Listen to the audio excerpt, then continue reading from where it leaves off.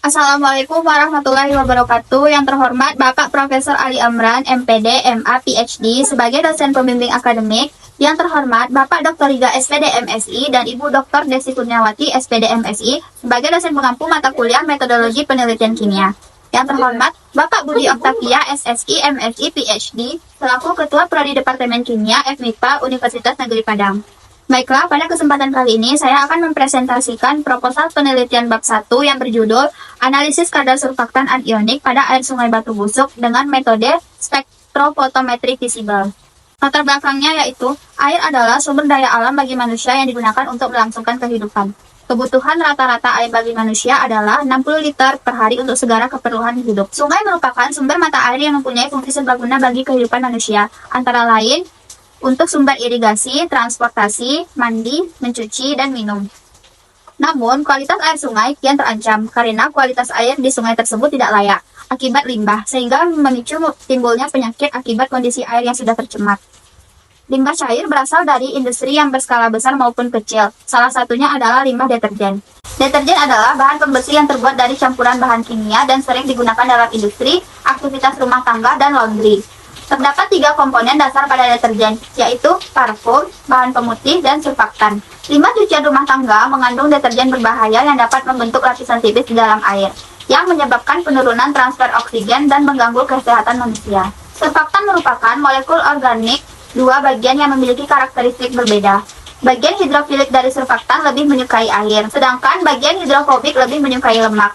Dengan kedua komponen tersebut, surfaktan dapat mengurangi tegangan permukaan air dan mengoptimalkan proses penyerapan air sehingga serat pakaian menjadi longgar dan kotoran akan mudah terangkat. Surfaktan biasanya digunakan untuk kandungan deterjen seperti surfaktan anionik.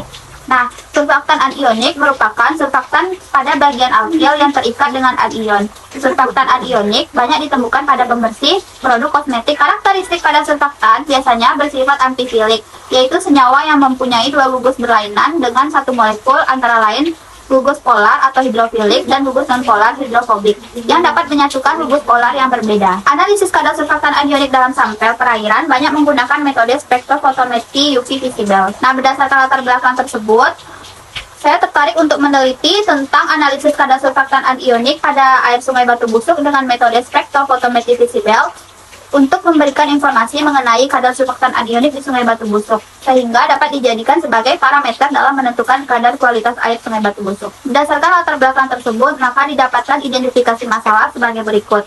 Yang pertama, pencemaran air Sungai Batu Busuk oleh limbah rumah tangga. Yang kedua, kurangnya pengetahuan tentang kadar surfaktan anionik di Sungai Batu Busuk. Agar penelitian ini lebih terfokus, maka perlu dilakukan beberapa batasan masalah sebagai berikut.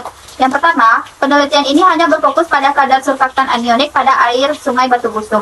Yang kedua, parameter kualitas air lainnya hanya diukur sebagai variabel pembanding. Berdasarkan uraian di atas, maka didapatkan beberapa rumusan masalah. Yang pertama, berapa kadar surfaktan anionik pada air Sungai Batu Busuk?